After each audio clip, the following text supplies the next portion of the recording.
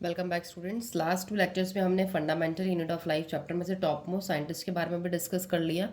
या I think ये आपने मेरी वीडियो वॉच कर ली। If you don't have watched please go to my channel and watch my video. Next हमने सेल के बारे में भी डिस्कस कर लिया, prokaryotic and eukaryotic different type of cells का भी डिस्कशन कर लिया। इफ़ अगर आपने ये वीडियो वॉच नहीं है so please go to the playlist I have created for class 9 biology and please watch all the videos carefully. आज का जो हमारा टॉपिक है वो है आज हमारा प्लाज्मा मेम्ब्रेन और सेल मेम्ब्रेन और सेल वॉल के बारे में डिस्कस करेंगे। So these are special notes for class 9th and 11th I have made specially by focusing on their functions, their vital role, उनके diagrams, all important things I have covered. So let's begin now। चलिए बात करेंगे plasma membrane की। तो plasma membrane के मैंने कुछ points लिखे हैं। Let me tell you, plasma membrane को सेल मेम्ब्रेन भी कहते हैं। प्लाज्मा मेम्ब्रेन एक्चुअल में है क्या? ये आपको सेल दिख रहा होगा एक साइड में। ये सेल में जो मैंने ग्रीन वाली लेयर बनाई है ना, ये आपकी प्लाज्मा मेम्ब्रेन है। प्लाज्मा मेम्ब्रेन के बाहर अगर लेयर है तो उसे बोलते हैं सेल वॉल, अगर नहीं है तो it is a animal cell. अगर प्लाज्मा मेम्ब्रेन के बाहर लेयर है तो that is known as a cell wall, but cell wall के अंदर जो लेयर होती है वो हमारी होती है प्लाज्मा मेम्ब्रेन। इसको हम सेल की मेम्ब्रेन भी कहते हैं, सेल की कवरिंग भी कह सकते हैं। तो फर्स्ट पॉइंट हमारा क्या है? Outer most covering. तो हमारी प्लाज्मा मेम्ब्रेन क्या होती है? आउटर मोस्ट कवरिंग होती है ये हमारी सेल की। जैसे आप देखिए यहाँ पे आउटर मोस्ट कवरिंग है ये, क्योंकि अगर ये एनिमल सेल बनाऊंगी तो मैं अगर let me tell you an example one more. चलिए ये न्यूक्लियस हो गया, ये मैंने प्लाज्मा मेम्ब्रेन बना दी।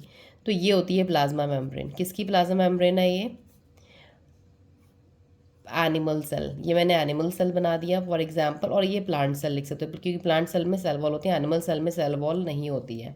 नेक्स्ट पॉइंट देखिए, नेक्स्ट हमारा क्या है प्लाज्मा मेम्ब्रेन के बारे में? Permits the entry and exit of some materials in and out. तो ये प्लाज्मा मेम्ब्रेन क्या काम करती है? कुछ मटेरियल को अंदर और कुछ मटेरियल की एंट्री देती है, कुछ मटेरियल को एग्जिट करती है, बाहर करती है। ये प्लाज्मा मेम्ब्रेन का फंक्शन होता है। नेक्स्ट हमारा होता है प्लाज्मा मेम्ब्रेन हमारी जो होती है वो होती है सिलेक्टिवली परमिएबल।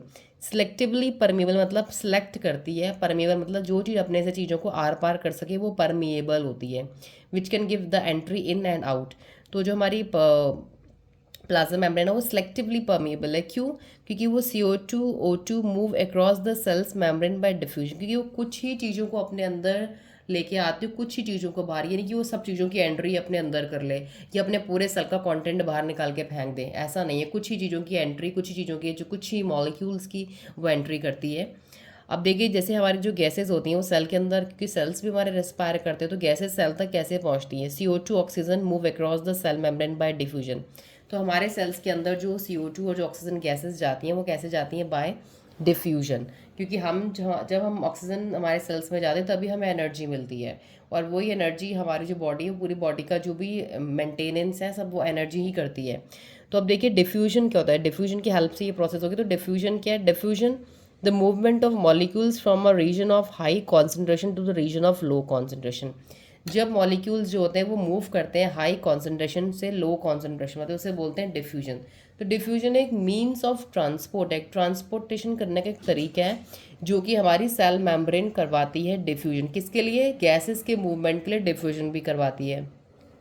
अब हमारी जो प्लाज्मा मेम्ब्रेन है वो ऑस्मोसिस भी करती है। कैसे करती है? The movement of water molecules through such a selectively membrane is called osmosis. Osmosis में क्या होता है कि जो वाटर का जो मूवमेंट होता है इस मेम्ब्रेन से सेलेक्टिवली परमिएबल, सेलेक्ट करके वाटर को वो लेके जाती है अपने अंदर, इसे हम बोलते हैं ऑस्मोसिस की प्रोसेस से वो करती है। तो हम कह सकते हैं कि वाटर जो हमारा सेल मेम्ब्रेन में मूव करता है वो ऑस्मोसिस की प्रोसेस से मूव करता है।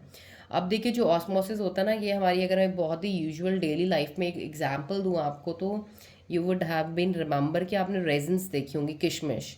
वो आप पानी में अगर रात में रख देते हैं तो वो सुबह तक पूरी फूल जाती है, स्वेल अप हो जाती है। वो ऑस्मोसिस से अपने अंदर वाटर को सारा अपने अंदर इनटेक कर लेती है और वो स्वेल हो जाती है। वो आपका एग्जाम्पल ऑस्मोसिस का है। नेक्स्ट देखिए हमारी प्लाज्मा मेम्ब्रेन का जो नेक्स्ट करेक्टर है वो है कि वो फ्लेक्सिबल होती है। प्लाज्मा मेम्ब्रेन फ्लेक्सिबल का मतलब क्यों बोलती है? अभी प्लाज्मा मेम्ब्रेन फ्लेक्सिबल है क्योंकि देखिए ये सेल है अमीबा, एनिमल सेल है। इसकी आप बाहर की बॉडी देखो कैसी है, वेवी पूरी, ये सीडोपोडियस के वेवी है। तो अगर अमीबा के पास कोई फूड पार्टिकल आएगा तो उसको ट्रैप करने के लिए उसके पास तक पहुंचेगा, तो मतलब अपनी सेल मेम्ब्रेन को ये फ्लेक्सिबल करेगा ना, उसको चेंज करेगा, उसका मूवमेंट इधर को करेगा, तो मतलब वो अमीबा जो है वो फूड पार्टिकल को इनगल्फ करेगा, अपने अंदर निकलेगा। तो I mean this is all due to flexibility of the plasma membrane. तो इसकी प्लाज्मा मेम्ब्रेन कह सकते हैं फ्लेक्सिबल, इसलिए प्लाज्मा मेम्ब्रेन फ्लेक्सिबल होती है। नेक्स्ट हमारा फंक्शनल प्लाज्मा मेम्ब्रेन के बारे में, made up of organic molecules protein plus lipids. तो हमारी प्लाज्मा मेम्ब्रेन जो होती है वो ऑर्गेनिक मॉलिक्यूल्स की बनी है, जैसे कि कुछ प्रोटीन्स और कुछ लिपिड्स की भी बनी होती है। This is all about plasma membrane. Now next I will be telling you about cell wall. तो क्योंकि प्लाज्मा मेम्ब्रेन के बाहर क्या होती है, सेल वॉल, और सेल वॉल किस में पाई जाती है, सेल वॉल प्लांट सेल्स में पाई जाती है। Cell wall is a rigid outer covering, ये रिजिड आउटर कवरिंग होती है। रिजिड क्यों बोला है, ये बहुत हार्ड होती है क्योंकि ये प्लाज्मा मेम्ब्रेन के भी बाहर है, तो ये भाई इसको हार्ड होना पड़ेगा, उसको एक स्ट्रेंथ देनी है, एक मजबूती देनी है, प्रोटेक्ट करना है सेल को, तो ये रिजिड होती है, हार्ड आउटर कवरिंग होती है। Outside the plasma membrane, plasma membrane के बाहर प्रेजेंट होती है, और किसकी बनी होती है, मेडअप ऑफ सेल्यूलोज की, सेल्यूलोज टाइप की शुगर से बनी होती है, जो कि बहुत ही कॉम्प्लेक्स शुगर होती है। और ये स्ट्रक्चरल सपोर्ट, एक स्ट्रक्चर सपोर्ट देती है पूरे सेल को, एक स्ट्रक्चर देती है पूरे एक सेल को, क्योंकि ये सेलुलोज एक बहुत कॉम्प्लेक्स शुगर है, उसकी वजह से इसको स्ट्रक्चरल सपोर्ट मिलता है। इसलिए प्लांट्स हमारे बहुत एक सपोर्ट, एक स्ट्रेंथ में रहते हैं, एक मजबूती में रहते हैं। Due to cell wall, fungi, bacteria, plant cells can withstand.